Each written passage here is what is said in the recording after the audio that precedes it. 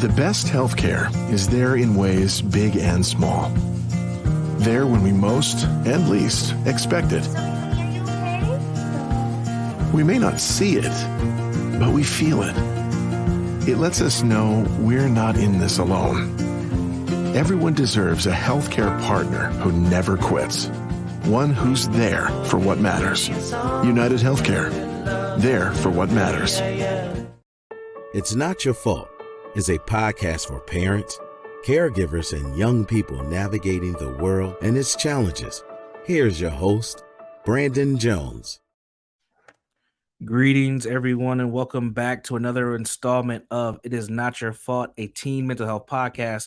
I'm your host, Brandon Jones, and in today's episode, we're going to talk about empowering the teenagers and the young people that are in our lives today for their future. So empowering the future for the young people that are in our lives.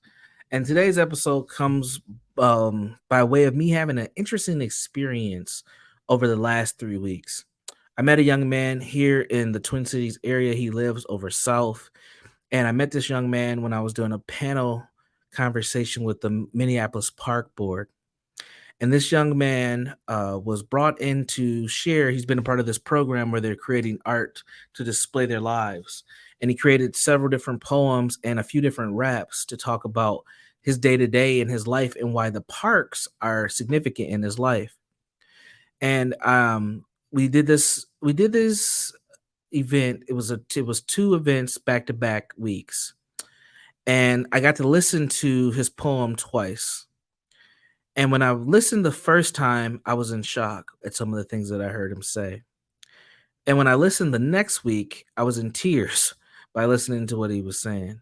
And it took me back. And when I say it took me back, it took me to a space where I felt his pain because I was the kid who also experienced the things that he experienced. But unfortunately, the experiences that I had was 20 years prior to where we are today. And things have seemed to be a lot worse for him than they were for myself. And had me thinking, man, how are we empowering the future for the youth in our lives? How are we encouraging the young people to continue to move forward when they have all these tools and resources and opportunities, but there's so many kids in our lives who are not able to access or utilize those things to their best ability? So I wanted to share, I'm not going to share his exact words. I'll do that on the Facebook page. I'll post his poem and rap to give him some credit so you can see the things. But some of the things that I'm going to share is what he talked about. He talked about waking up to noise. He talked about stepping over needles to get to the park. He talked about not being able to play in specific areas of the park due to other people occupying those spaces, that if he does step foot in those areas of park, threats of violence could be put upon him. He talked about seeing little kids being, shoot off the basketball court for other activities such as drug selling or prostitution to take place, and the kids not having a space to play and him feeling like he can't do anything about it for the kids that are in his life. He talked about police brutality and how he has to dodge the police officers even though he's not doing anything wrong, but just due to suspicion. He talked about ducking bullets and picking up bullet shells off the ground. He talked about feeling hopeless and hearing sirens all the time, but not hearing other things that bring other messages of hope. And he talked about his life. And as he was sharing this poem, or this rap, really, he was rapping it in rap form. He had so much pride on his face. He was smiling. You can just feel the confidence off of him. He had the mic. We had a nice audio setup for him. He had a microphone. It was like he was performing on stage for millions of people. But he was really performing on stage for about 50 people that were in the room. Youth were in there as well. And when he wrapped up that rap the first week, people clapped. He smiled. He had a lot of pride. He was just so proud of his artwork. And then he went back to his seat. And then the second week that he did it, same thing. The room was about 40, 50 people. He finished his artwork. He shared his rap. People clapped. He smiled. He went and sat down. But I was uneasy the second time. I was like, man, I really internalized what he was saying. And then I had to take a step back and think, he's so proud of this moment. This is probably one of the first times in his young man's life that he's gotten recognition for something that he's created that wasn't something violent, that wasn't something that he did wrong, that wasn't something that, somebody else needed to come in and fix. This was something that he created that other people appreciated. But at the same time, he's sharing his trauma. And it's important for us to understand what trauma is. And this is my definition for trauma.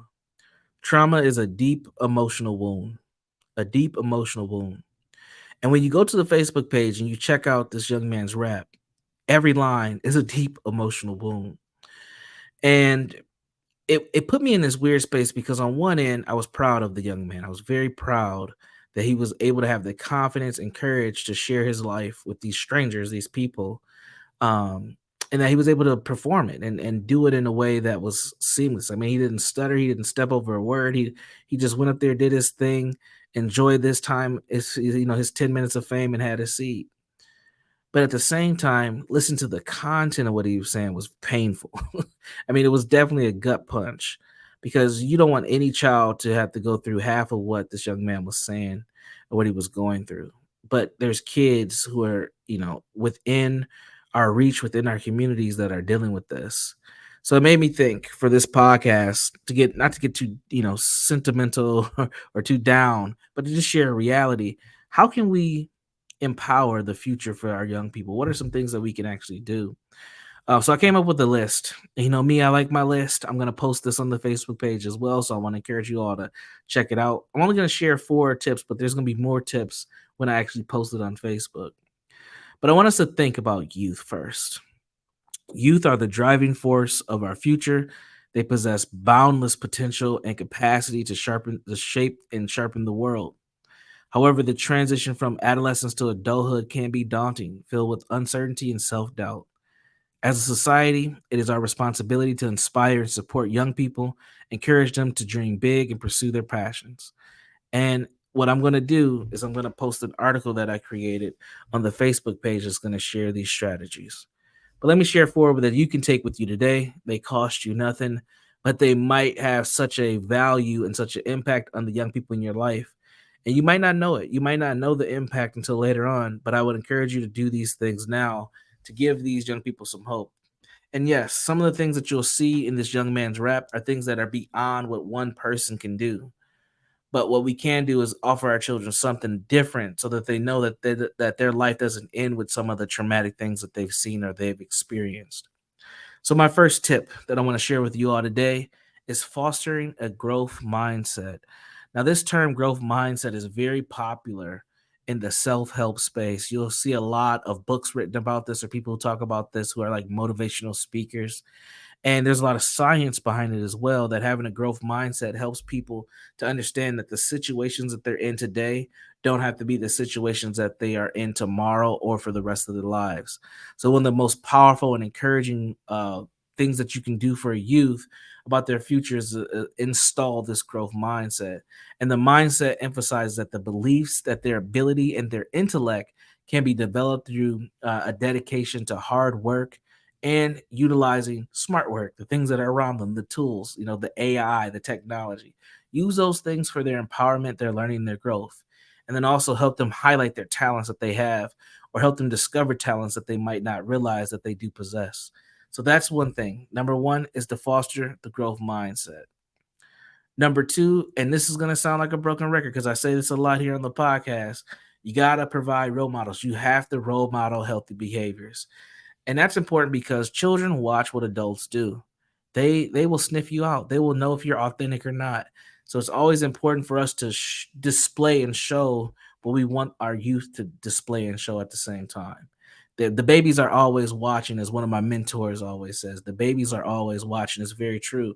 And if they see you do something that is contradictory to what you tell them to do, they won't believe you, and they also will lose a lot of hope in things too, especially if you're seen as a high status person in the community. If you're doing negative things and they realize that or they understand that you're not standing up on your square, they will continue to move on and lose a lot of hope and belief. So role modeling behaviors is very, very important. The third thing is to encourage exploration. I read a stat a few years ago that shocked me. And I'm pretty sure this stat is still relevant today. This is a pre-pandemic stat. It was about children in North Minneapolis. And the stat said that most children in North Minneapolis do not go beyond a 6-block radius from their home. When I heard that, I was like, "What?" I couldn't believe it. And then I started to think about some of the youth that I've been a therapist for, some of the youth that I have had developed programming for, have been a part of initiatives. That is actually pretty accurate. That a lot of young people don't go beyond a 6-block radius of their own home. Sometimes, periodically, they'll go like downtown, or maybe to the Mall of America, or maybe to a movie theater, or maybe even sometimes a sporting event. But that doesn't happen often. Typically, they're within a 6-block radius. And when I hear that, I'm like, man, there's so much opportunity and possibility that these kids don't even get access to, because they're limited to just where they live, and transportation in the blocks, or even just interest in doing things beyond there. And I've seen this play out in programming and opportunities and things of that nature as well, where we set up something for these young people to go see this beautiful state of Minnesota, get out in nature, go to a lake, go into the woods, check things out, and they won't go because they're so uncomfortable with the idea, because they haven't explored beyond things. Most folks haven't even traveled outside of the state, let alone their own city. So we have to encourage exploration. College tours are amazing. That's something that we do a lot here in the Twin Cities. We try to offer college tours. We might have to just offer other type of tours as well, like just see Minnesota tours, or what other cities are out there, or maybe we do a civil rights tour or something. We have to get our kids out of their normal environment and to try new things, because what that does is it unlocks pathways to what else is out there. It exposes them to different cultures as well, how people interact and do things differently, and it gives them ideas of what's possible for themselves. But we have to drive that.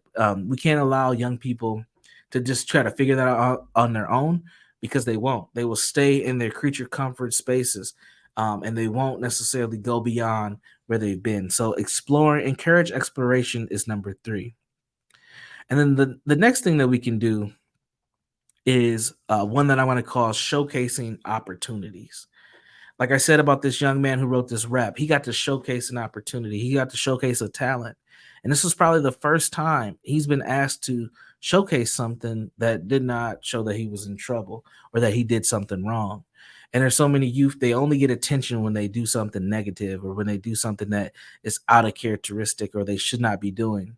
But we have to find ways to promote and encourage young people to continue to do well and to continue to do positive things, and then clap for that. If your kid comes home with an A on a paper or a test or something of that nature, give them some kudos. We have to encourage our children. Encouragement to a child is like water to a tree. They will not grow without it. And so many young people do not get encouragement, and they lose a lot of hope in adults, a lot of hope in their future, a lot of hope in society, because only thing that gets focused on is the negative things that they do. So showcase opportunities, showcase, progress as well, and give them some kudos, and help them advance their curiosity to continue to do better as they go. So those are going to be my 4 tips for today. We're going to end up wrapping up the podcast here, but I want to stress how important empowering our youth is. And it doesn't have to cost a lot of money. Money's always good. It can help, get things done. You can't do a college tour without some funds. I understand that. But fostering a growth mindset, providing, being a good role model and providing additional good role models, helping young people explore, helping young people get outside of their normal environment, and then also showcasing their talents, their abilities, and fostering a space of opportunity and showcasing opportunities are all ways that can help young people grow. Our babies are hurting out here. It hurts me to even talk about this, but I do believe that there's hope that they can get better if we all work together. Now, you might be thinking, what does this have to do with mental health? It has everything to do with mental health, because when young people don't get these things, depression can set in, anxiety symptoms can set in, amongst other things, eating disorders, suicidality, even, some people can develop other type of psychosis as well. We have to, support our kids and our community to the best of our ability. So with that, I'm going to wrap up the podcast. Once again, this is It Is Not Your Fault, a teen mental health podcast. I am Brandon Jones, your host. Be sure to check us out in 3 spaces and places. First, the Facebook group. You can check us out there where we post. Just go to Facebook, type in It Is Not Your Fault podcast, and you can find us. You can also check me out at my own website, www.jegna.org. That's jegna.org, where you can ask questions or check out some of the other things that I do.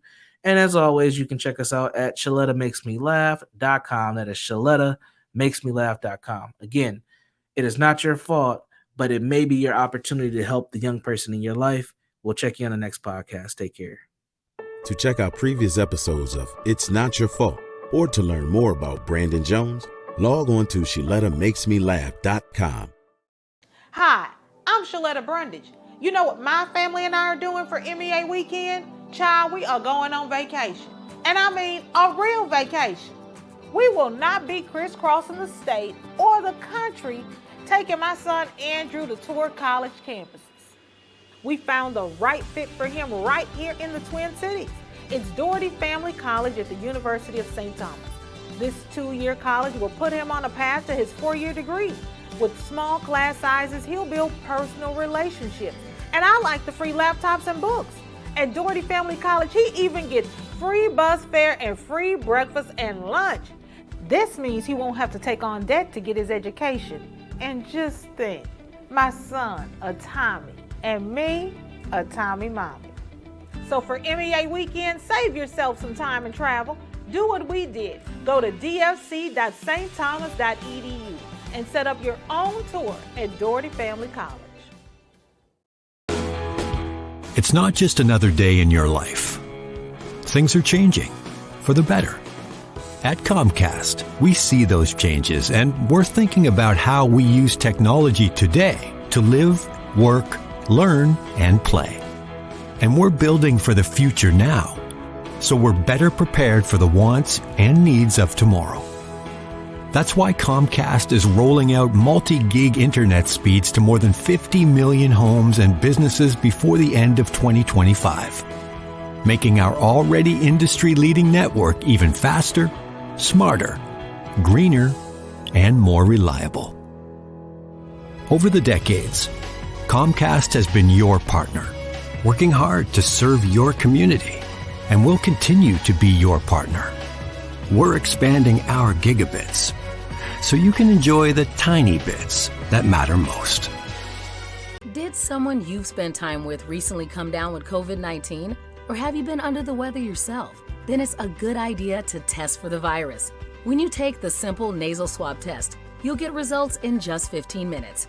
And these rapid antigen tests are available for free. You take this test privately at home, so no lab drop-off is required. Find out how your family can get your free at-home test right here in Minnesota. Go to sayyeshometest.org to learn all about it. That's sayyeshometest.org.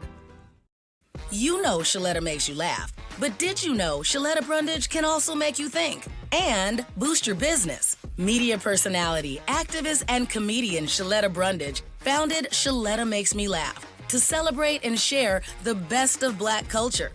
It's a podcasting platform. You can download 10 weekly podcasts hosted by African-American subject experts at ShalettaMakesMeLaugh.com or wherever you find your favorite podcasts. ShalettaMakesMeLaugh.com is also a production house, creating broadcast-quality commercial content. And Shaletta and her team of storytellers create powerful promotional campaigns to get businesses the brand awareness they're looking for. Some of Minnesota's top businesses trust Shaletta, and you can too.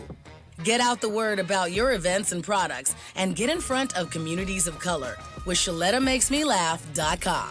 She's got the power to help your business.